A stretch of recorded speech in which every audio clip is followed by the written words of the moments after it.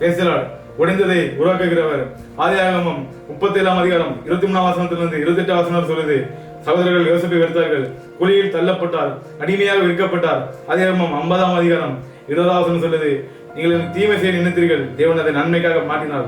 மனிதர்கள் உங்களை நிராகரிக்கலாம், ஆனால் தேவன் உங்களை உயர்த்து திட்டமிட்டார். தாவீதோட வாழ்க்கையில தந்தை கூட அவனை அழைக்கவில்லை, சகோதரர்கள் எல்லாரும் அவனை அவமானப்படுத்தினார்கள். 1 சாமுவேல் 17 அதிகாரம் 28 வசனம் சொல்லுது, ஆனால் தேவன் அவனை பார்த்தார்.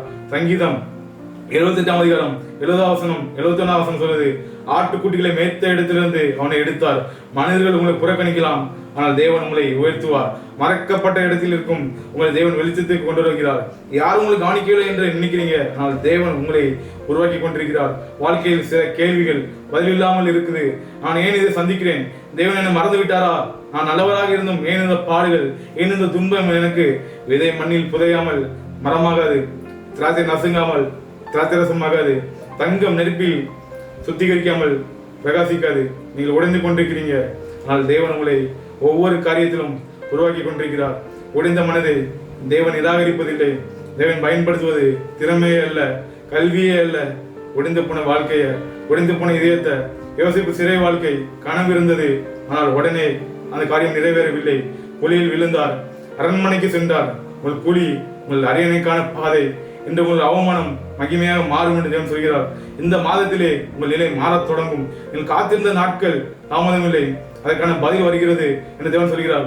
நீங்கள் இப்போது துக்கத்தில் இருக்கலாம், நிந்தனையை சகித்திருக்கலாம், அவமானம் சகித்திருக்கலாம், ஆனால் நான் உங்களுக்கு சொல்ல வருவது இது உங்கள் வாழ்க்கையின் முடிவல்ல என்று தேவன் சொல்கிறார். நீங்கள் பலவீனமாக இருக்கலாம், ஆனால் தேவன் உங்களை பலனடைய செய்ய போகிறார். இன்று முதல் உங்கள் அவமானம் ஆசீர்வாதமாக மாறப்போகிறது, உங்கள் கண்ணீர் களிப்பாக மாறப்போகிறது.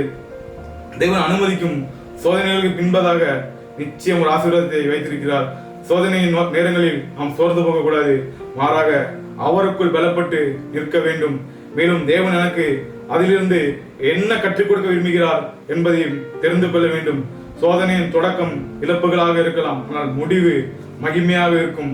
அப்பொழுது உங்கள் முன்னிலைமை பார்க்கிறோம், உங்கள் பின்னிலைமை மிக மகிமையாக, மிக ஆசீர்வாதமாக இருக்கும். இந்த நான் தீர்க்க தரிசனமாக காரியத்தை அறிவிக்கிறேன். உங்கள் கண்ணீர் வீணாக போகவில்லை. உங்கள் அவமானம், நிந்தனை, நெருக்கடியான பாதைகள் மகிமையாக மாறும் என்று தேவன் சொல்கிறார். உங்கள் வாழ்க்கையில் ஒரு புதிய கதவை தேவன் திறக்கப் போகிறார். God bless you. Amen.